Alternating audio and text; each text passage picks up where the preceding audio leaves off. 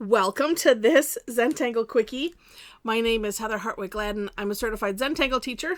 And today we're going to take a look at the tangle Webbon from Idi Lowenherz. And I hope I pronounced that at least close. All right. I remember seeing this a long time ago, that like when I was first, just after probably my first introduction to Zentangle. And I just in life, for whatever reason, I have this sick attraction to things that look complicated. And, and I remember trying to figure this one out. And then I just, then you get, other shiny things happen. So it popped up and I'm like, oh yeah, let's do this. All right. So this starts off with a grid of squares. And I will tell you, for me, this is the hardest part. All right. And so here's what I'm going to, am I going to do that? Yeah, let's do this. All right. I'm going to put a box in just so that way so I'm not going off to the edge.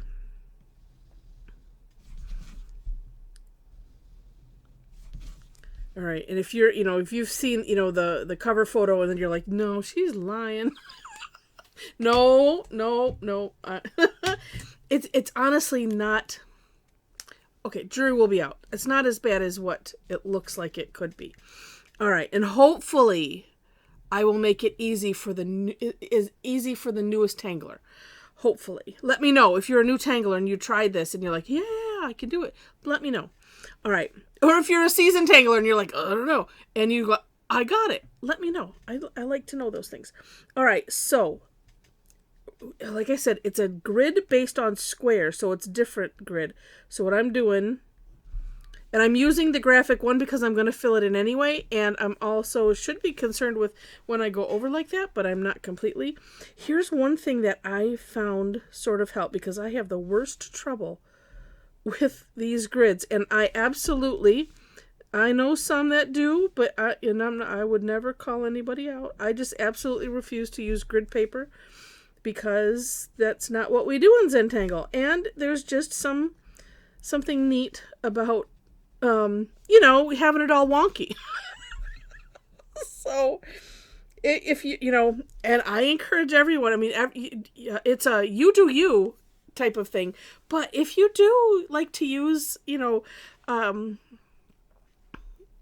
we'll call it like when I tease mom on our calls. If you like to use cheaty things and it's just a joke, that's on you. But it's up to you. But if take a walk on the crazy side for a little bit every once in a while, just a little, just put your toe in and see. It's kind of fun. All right, so I ended up putting boxes in the four corners, and then I'm kind of like eking my way to the inside, because it's like what I usually do is I'll start here and I'll put them down. Sometimes I'll start in the middle, but this doesn't have a middle because I'm doing 4 across, 4 down, and don't talk with your pen. And it usually just ends up weird. So if I figured this way, maybe I can get it to be a little more uniform.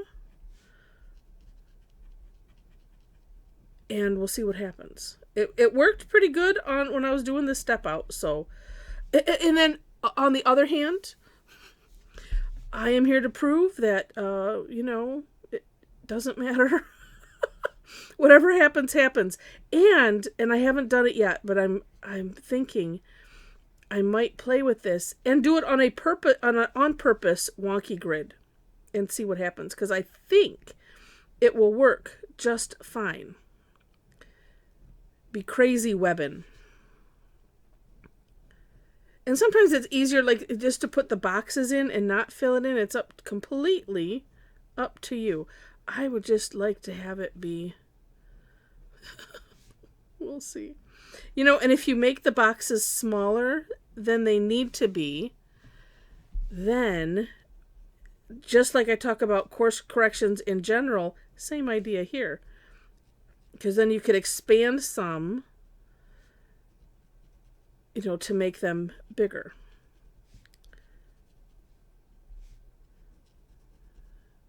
Yeah, expanding them would make it bigger, wouldn't it? Yeah, that's not, yeah. All right, and as you can see, let's see, I've got this one here that is standing out. So let's course correct that this way a little bit. And this one could come this way a little bit. Oh, look at that one on the bottom. There is also another way that I will share in a moment here. Good enough for now. Okay. Oh, and luckily, okay, let's see. Well, you know what? It's not going to matter which side I do these on, because it'll get covered up with shading anyway. Okay, because I do want to follow the way the step out is. Oh, wait, nope, never. It's not going to matter. Okay. I was just thinking, how can I cover that little markup when I was talking with my hands? Okay, so your grid, however it may be. Then, if you have done the Tangle W2 or Huggins, the first step is similar. It is W2. And W2 and Huggins is a tangulation really on W2. All right, so here's how it goes. And maybe because I know there's something I have a challenge with Huggins, maybe this will clear it up. And it just occurred to me when I was talking about Huggins recently, we should go back to maybe W2 and see if that helps. All right, so we're looking at it this way. I'm going to draw a straight line. Now, one thing to do to make it even, if you wish, and I don't want to complicate things, is, okay, I'm drawing a straight line up here, and I'm just going to fill that in. All right, so here's how it goes. Upper left, I'm connecting the top two. So going down in columns, and we're going on the left side. Then we're going to go on the right side. And then so we're alternating all the way down. And it doesn't matter which way you start. Just make sure that when we're thinking columns, that you're alternating.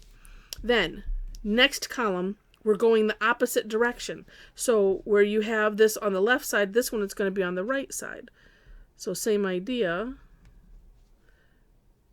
This is where I'm thinking if you did it wonky, just, follow the lines wherever they go. And don't worry about it. And see what happens. Then guess what? Next column, same thing. Opposite of what we have here. And if you do trace over the box, it does, well, except for there, it can neaten it up a little bit, like there, where I have that edge. And then, like I did with, just the regular course correcting, you can neaten those up. If you use a smaller pen, it works really well. Okay, last column, again, opposite. Let's finish that.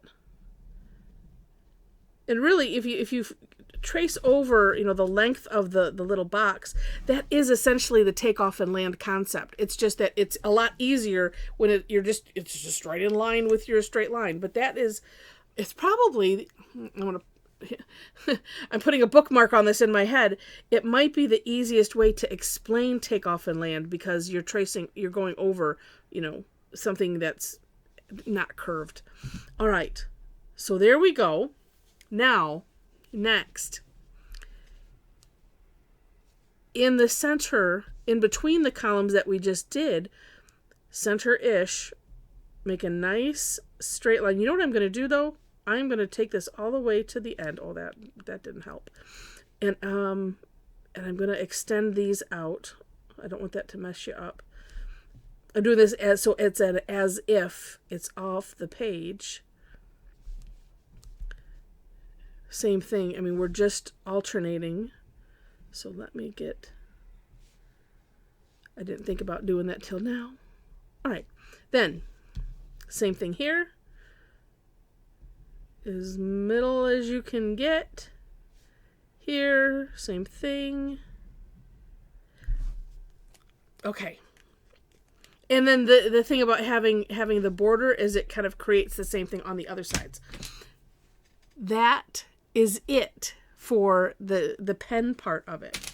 I know. It's crazy. Now, the shading, and if you look at Idi's, and I hope that's the way to pronounce it, step out, you see the step 4 in red shows the shading. So here's how we're doing it. If you look at it, these bits look like they're going underneath. Okay, here, this looks like it's going underneath, right? And then same thing here and here. Do I want to say it? Yeah, it doesn't really matter. If you were to continue with W2 or we do the same thing the other direction, if you recall. Or if you've not done it, that's what ends up happening. So it's just that first step that's similar. So here's what we're going to do. Where this tucks under, I'm just going to put some graphite. I'm going to put it just on the one side, and then I'm going to flip the tile. Oops. Actually, it can go here too. I'm sure I will miss something. So we want to emphasize the over and under bit. That was the one I missed. I try to avoid doing this where I'm putting the pencil down over, and the pencil is reaching over the line, just because, bad things can happen and we don't want that. All right, but sometimes I don't pay attention to myself, so. All right, now let's just bring out the, there's one I missed too. I'll do it when I turn it. Let's just bring out that graphite a little bit. Why don't I do this in a row? Oh, that would be smart.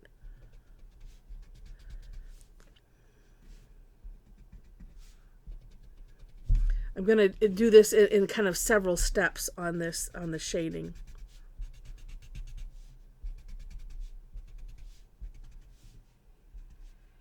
There's the one.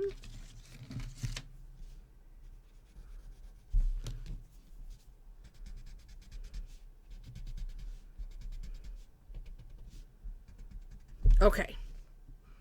And you kind of get that over-under bit already, right? Well, let me turn it. That's a nice reason to have that little mark there. Now I know which way was up. It doesn't really matter because it's kind of the both way on, either way I turn it. Now, I am going to add a little bit more graphite. I'm not going to use just what's on my Tortillion. But what we're going to do is I'm shading the way my tile is.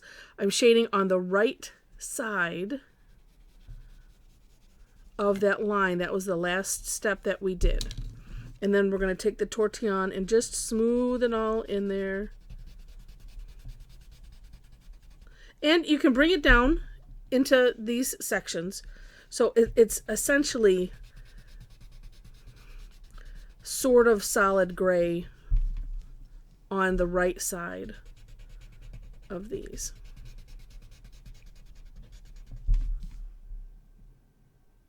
Oops, and that would mean this one is too.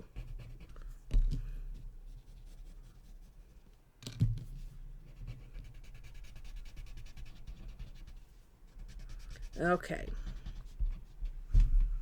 And, oh gosh, was it the light? Let me move this a little bit.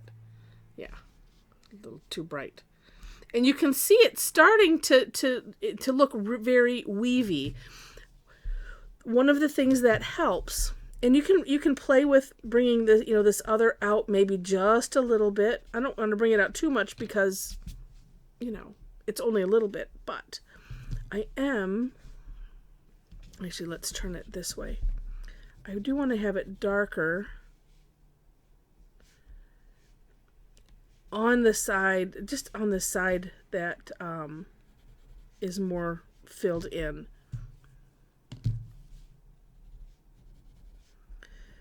And I want to create the gradient coming out.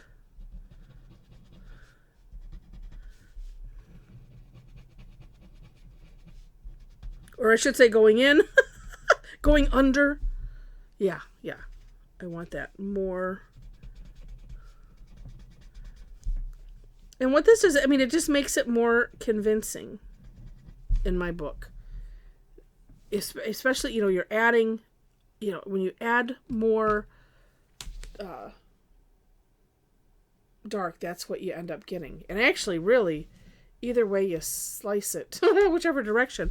And I'm going to use the colorless blender. Now, what have I got on there? I don't know what color that is. Let's see. Don't want to add color to it. I was using it for something else. All right. But I'm just going to, with the colorless blender, just put a little bit, because I don't necessarily want to add any more graphite to that side. I might do this to all of them, but I'm going to start here. So this is the side that, we've left the half of it white. Oops. Although right here, this could be brought out a little bit, because you want the gradient. You want the gradient.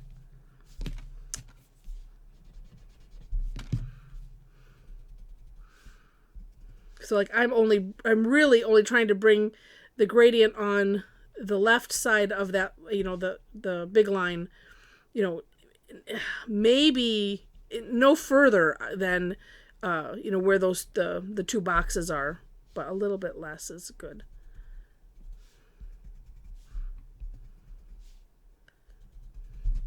Ooh, and you see how that, and I'm going to do it on both sides because that's what we want is, we want it to really look like it's, going under, and it just adds a neat bit of, drama to the, whoops, I didn't put it there. Or if I did, I forgot. Oh, look at that. Oh my gosh.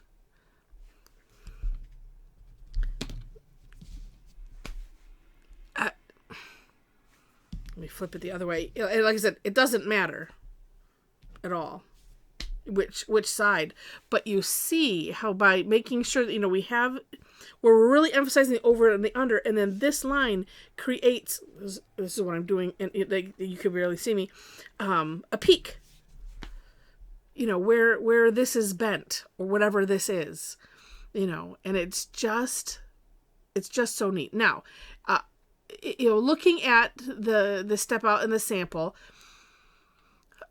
I have quite a distance in between mine in comparison. I don't think it matters. And that's why I also think, if you did it a little bit on the wonky side, and let me just see.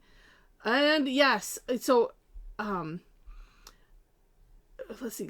So I also have in the description section, let's see, well, let me get rid of that. It was a blog post from Rick from Zentangle, and Molly had come across this tangle, and so they put it in their blog and they played with it, and here's one that's, it's not necessarily straight, it's really, really neat, and and just they have a couple samples there playing with it, and they you can read it for yourself, but they were pointing out how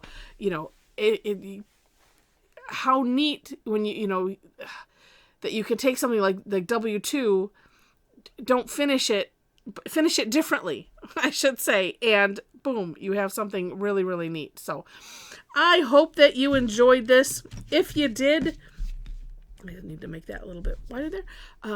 If you did, I would love it if you click on the like button. And if you liked it enough to see more, I'm just going to touch some things up here because it's like I want the darkness right up to that line. I don't want that little gap that I see there. Yes. I'd like to have gradient over here, but I don't know that I'm going to get it. We'll see as I'm playing and talking. So if you liked it enough to see more, would love to have you be a subscriber to the channel. In that description section, I mentioned links to the step outs, as well as, so I always do my own version and then link to the creator of the tangle. So you will find all of that there. Below that is a link for my link tree where, if you want to connect, that would be great. If you want to tangle, if you want to make some new Zentangle friends, we got lots. So there, besides, website, where you can follow my blog, Facebook page, you can follow me there, but we have a private Facebook group, and oh my goodness, do we ever have fun. So if you would like to hang out with a bunch of, and to, hang out and tangle, essentially, with a bunch of really amazing tangle addicts, we would love to have you. There are 4 questions you have to answer in order to gain entry, just so you're aware. And yeah, I think that's it. I have other links on there of interest, places that to follow me if you want to take classes, or some of the sessions, like tomorrow, at the time of this recording, tomorrow is Tough Tangle Tuesday. I was gonna do this and another, because it's like I like to at least fill an hour. And as I was doing, I'm like, oh, I don't know. They'll all say, so, because we kind of rate how Tough Tangle Tuesday were they really? Oh, but I came up with something so much better. So we would take a look at something like this, something that looks like it's difficult, something that has more steps, or that's just the nature. And it's we present it, and everybody kind of does their own thing on how they want to to have fun with it. Some are just maybe working in a sketchbook, or on whatever they have, and are playing with it just to make it comfortable. Everybody's different, so everybody gets to have fun however they want to have fun with that tangle, and then we show afterwards, and it's always amazing. So if you want to partake in some fun like that, like I said, check out the links for where I post classes. Facebook page also, I do post them there. And that way you get a reminder, and you can see it in your time zone. I do have them on my website, but it's just in my time zone. You have to, convert it yourself and put it, have some way to remind yourself, that it's there. But anyway, would love to have you join us sometime. And with that, thank you so much for watching, and I wish you happy tangling.